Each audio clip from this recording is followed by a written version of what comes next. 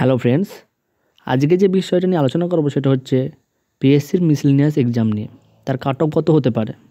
কারণ অ্যান্সারকে দিয়েছে এবং সেখানে অনেক আলোচনা হচ্ছে। তো কাট অফ সত্যিই কি জেনারেলদের 140 ছাড়িয়ে যাবে, বা যারা বলছে তারা কিসের ভিত্তিতে বলছে? কাট অফ কখনোই 140 পেরোবে না, অসম্ভব ব্যাপার। কাট অফ জেনারেলদের ক্ষেত্রে 130-এর আশেপাশেই থাকবে। যারা রিজার্ভ ক্যাটাগরি, যারা ওবিসি এ, তাদের 120 থেকে 125-এর আশেপাশে থাকবে, এবং যারা এসটি তাদের তো আরও কমবে, এবং এসটিদেরও ওই ওবিসি এর আশেপাশে। ওদের যদি 120-25 থাকে তো এসটিরও কিন্তু 120-25-এর আশেপাশেই থাকবে। কেননা আমরা যদি প্রশ্নপত্রগুলো দেখি তো সেখানে কি দেখা যাবে যে ইতিহাসে যে 18টা কোশ্চেন এসছে, এবং যারা বলছে যে 18টা কোশ্চেনের মধ্যে 14 থেকে 15টা কোশ্চেন খুব ইজি, যারা পরীক্ষা দেয় না তারা এগুলো বলবে। কেননা 18টা কোশ্চেন নিশ্চয়ই একটা জায়গা থেকেই তুলে দেয়নি, শুধুমাত্র হরপ্পা সভ্যতা বা শুধুমাত্র মিডাভেল ইন্ডিয়া বা মডার্ন ইন্ডিয়া এখান থেকে তুলে দেয়নি। 18টা কোশ্চেন এসছে বিভিন্ন জায়গা থেকে এসছে। তাহলে যে ক্যান্ডিডেট 18 কোশ্চেন অ্যাটেম্প্ট করবে তাকে সেই 18টা কোশ্চেনের জন্যে তাকে পুরো সিলেবাসটা কভার করতে হবে। এমনকি কিছু কিছু কোশ্চেন যেগুলো গভর্নর জেনারেল বা ভাইসরয়, অনেক ক্ষেত্রে এগুলো অনেক ছেলে ভুল করবে।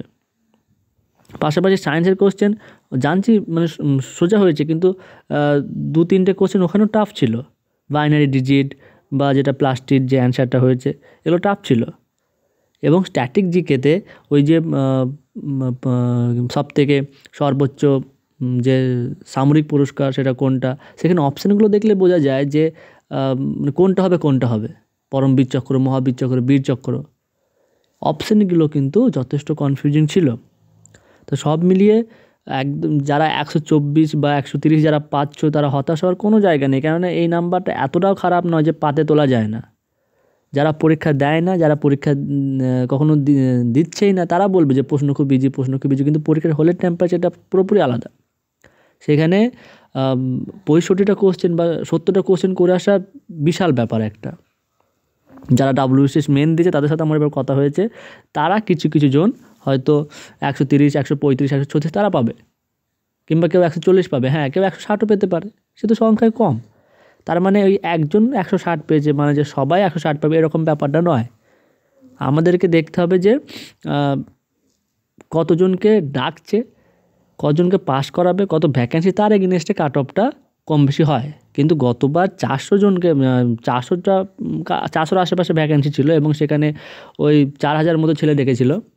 তাতে কাট অফ দাঁড়িয়েছিল 106 বা এর আশেপাশে, 110-এর নিচে সম্ভবত, 110-এর বেশি একটু। আর ওবিসি যারা ছিল তাদের 100-র আশেপাশে ছিল কাট অফটা, 106 বা 105 এরকম ছিল। তাহলে এরকম নয় যে আগের কোশ্চেনটা খুব কঠিন ছিল, সেই কোশ্চেন হাতই দেওয়া যায়নি, সে উত্তর করাই যায়নি, এরকম নয়। আর এবারে এরকম নয় যে সব প্রশ্ন সোজা ছিল, খুব সোজা, যে আমরা সবাই সব করে এসেছি, এরকমও নয়। কেননা কোশ্চেন সবসময় কঠিন সোজা এরকমভাবেই কোশ্চেন সেট হয়, এবং সেখানে পরীক্ষার হলে কোশ্চেনগুলো অ্যাটেম্প্ট করে আসা, এটাই হচ্ছে আসল ব্যাপার। তো ইম্পসিবল জেনারেলদের কাট অফ 140 ছাড়িয়ে যাওয়া, এটা কখনোই সম্ভব নয়। হ্যাঁ, 130-এর আশেপাশে থাকবে, এটা হতে পারে। আর এটা নয় যে একবার 100 কাট অফ দিয়ে সেখান থেকে একদম 40 বেড়ে গেল, এটা কখনো সম্ভবই নয়। WBCS-এর কাট অফ আমরা দেখেছি 130, 120, গতবার 102-এ নেমে চলে এসছে, কাট অফ কমেছে। আর যখন বাড়ছে তখন দেখা যাচ্ছে যে 10-20 করে বাড়ছে। হ্যাঁ, 2016-র দিকে একবার 85-তে এসেছিলো, তো সেই সময় এই সময় অনেক ডিফারেন্স। তখন 85 এসছে, 102 এসছে, 100 এসছে, তখন আসতে পারে। এবং সেখানে প্রশ্নের মান কী ছিল সেটা দেখতে হবে, কতজনকে ডাকছে সেটা দেখতে হবে। তাহলে পিএসসি মিসেলেনিয়াসে 2023-এ যে কোশ্চেন সেটা খুব ইজি বলা যাবে না। কোশ্চেন যে খুব কঠিন ছিল সেটাও নয়, মাঝামাঝি ছিল। এবার ওই কোশ্চেন বললাম যে সোজা কঠিনের মধ্যেই থাকে, সেখানে যারা করে আসতে পারে তারাই সফল হয়। তো এখানে চিন্তার কোনো বিষয় নেই, চিন্তার কোনো কারণে কোনো ডিমোটিভেট হবেন না বা হবে না, কেননা 140 পার করা অসম্ভব ব্যাপার কাট অফ।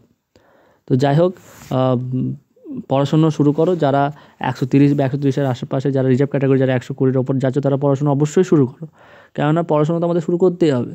দেখা যাচ্ছে তখন তুমি পাস করলে, কারণ এবার হয়েছে কি, যারা বিসিএস ক্যান্ডিডেট ছিল তারা দেখছে, প্রেডিকশন করছে যে 120, 115 কাট অফ, কারোর হয়তো 106 আসছে, 107 আসছে, তারা মেনের জন্য প্রিপারেশনই নেয়নি, কিন্তু দেখা যাচ্ছে কাট অফ কত না 102 কাট অফ, তাহলে তাদের ক্ষতিটা হয়ে গেল। তাই 120 আশেপাশে যারাই আছো সবাই পড়াশোনা করো, পড়াশোনাটা কাজে লাগবে, ঠিক আছে?